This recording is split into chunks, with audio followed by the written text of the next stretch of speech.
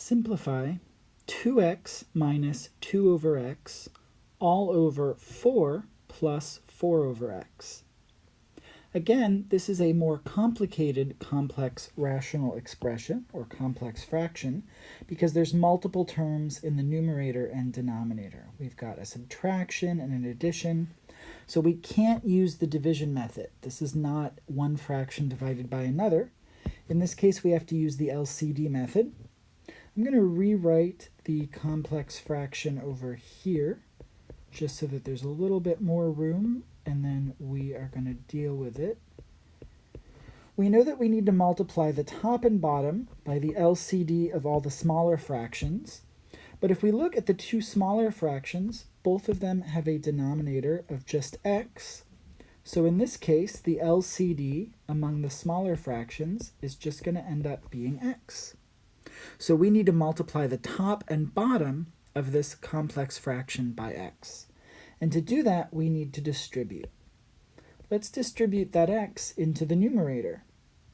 When we have x times 2x, that gives us 2x squared. And then we have minus. If we look at x times 2 over x, we see the x's cancel because there's one in the denominator and one out front. And when those cancel, we're left with just 2. In the denominator, we have to distribute the x as well. When we do that, 4 times x gives us 4x for the first term. And then plus, for the second term, we notice that the x's cancel because we've got one in the bottom and one out front. So that just leaves us with 4. Now, to see if anything will cancel or reduce, we need to factor the numerator and the denominator. The numerator has a GCF of 2 that can be pulled out. So let's pull out that 2. That leaves us with x squared minus 1 as the leftovers.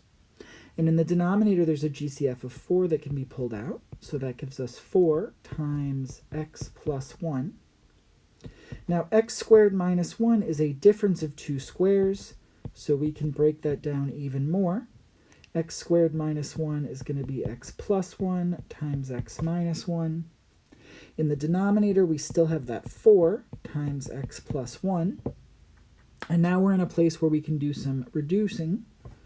We have an x plus 1 in the top and bottom that can cancel, and that 2/4 is going to reduce to 1/2. So we're left with a 1 in the top and a 2 in the bottom. And when we look for our final answer, in the numerator, 1 times x minus 1 is just x minus 1. And in the denominator, we just have the 2.